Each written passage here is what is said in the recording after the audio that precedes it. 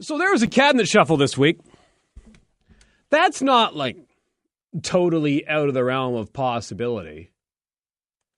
But that's something that some people would look at and say, hey, wait, isn't this a little bit of electioneering? Isn't this something that could have been done a whole long time ago? Did it really have to go the way that it has? Well, I wanted to ask Mike Schreiner about that. He's the leader of the Green Party of Ontario. He says this cabinet shuffle is, in his opinion, wasteful. Very wasteful. So we're going to get him in the line. But just one of the key things from the cabinet shuffle is that Deb Matthews, who has been a huge part of this government for a very long time, she's no longer in the cabinet. No longer her deal. And that's something that's significant here in London, but also at the same time, you expect that she's not running for re-election, so she's not going to be there. All the other people who are being shuffled out of the cabinet positions are not running for re-election, so they're not going to be there. And you might think to yourself, hey, wait, isn't this just kind of rearranging the deck chairs on the Titanic? How expensive could that have possibly been? Well, there is some expense to that, and that's why I'm glad we're getting Mike Schreiner on the radio program today, who, of course, is the leader of the Green Party of Ontario, and he joins us on the phone lines right now. Mike, as I drop my water bottle, great start to the interview. Mike, thanks a lot for joining the program today. Glad to have you on. Hey, it's great to be on, Craig. Anytime. Yeah, hopefully next time I can actually hold on to what I'm trying to drink. It's important for a radio host to have water. It's remarkably important, I can assure you. Although there are some days when I wish that it was a different clear liquid in here. Let's talk about this cabinet shuffle. Some people might look at this and think, hey, wait, how can a cabinet shuffle be wasteful? Isn't it just, the same people moving from one job to another, so it's not really that big a deal? But there's some expense that goes along with this, of course. Oh, Craig, there's some huge expenses to this. And you know what I find just so infuriating is this is such a cynical play on the part of the Liberals. And I believe the people of Ontario deserve better. I've talked to so many stakeholders who say, it takes us 2 to 3 months to get a Liberal cabinet minister sort of up to speed on our issues. They know what's happening so they can do their job effectively.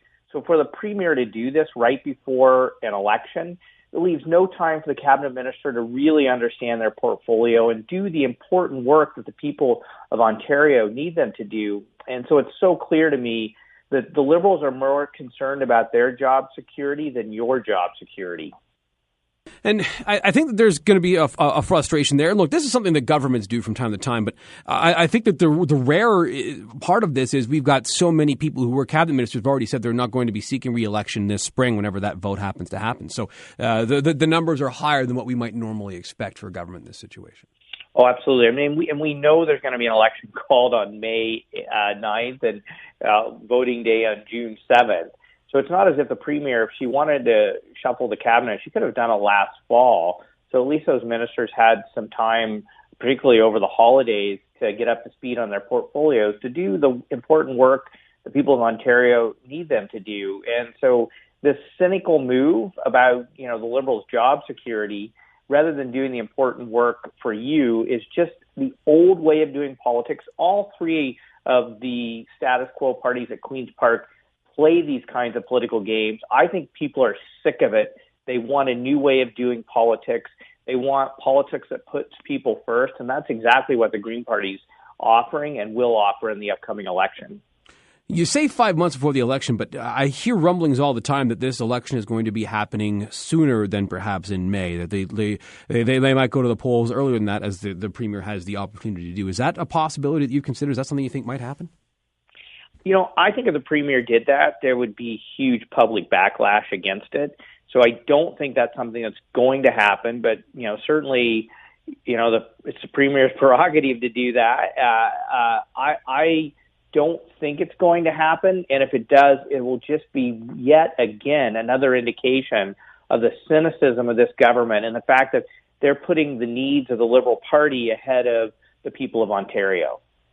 I want to ask you about the upcoming election and about the way the election is going to unfold.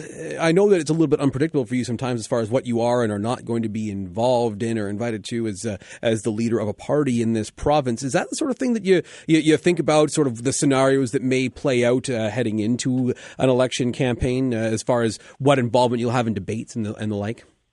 It's interesting you say that because there's a citizens movement that started, people, not connected to the Green Party, that's already started to have the Green Party, to have Mike Schreiner in the leaders debate.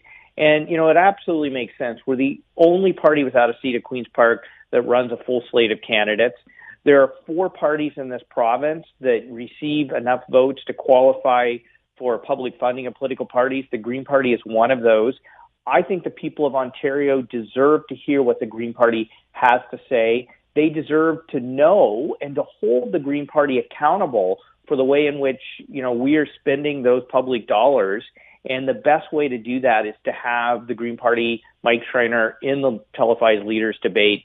To me, it's an important part of our democracy, and it's an important part of putting the people of Ontario first. And look, I know that you want to be optimistic about this sort of thing, but I'll ask you, are we going to elect a Green MP this time around? Is this the time? Absolutely. We're seeing a green wave all across the world, Craig, but especially right here in Canada. It started in British Columbia with Elizabeth May. Now the British Columbia Greens, the BC Greens, have 3 seats, a full caucus, holding the balance of power in BC. PEI just doubled their caucus, now have a caucus with a PEI Greens, with the Greens polling as the leading party in PEI. New Brunswick Greens are making a difference. Iceland just elected a Green premier, Prime Minister. Germany has a Green premier in one of their provinces.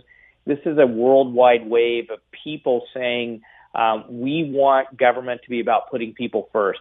We want government to be honest about the challenges we face, and we want politicians who have the courage to take on the vested interest in the status quo that's preventing us from addressing major issues such as the climate crisis, rising levels of inequality, and just affordability in our day-to-day lives.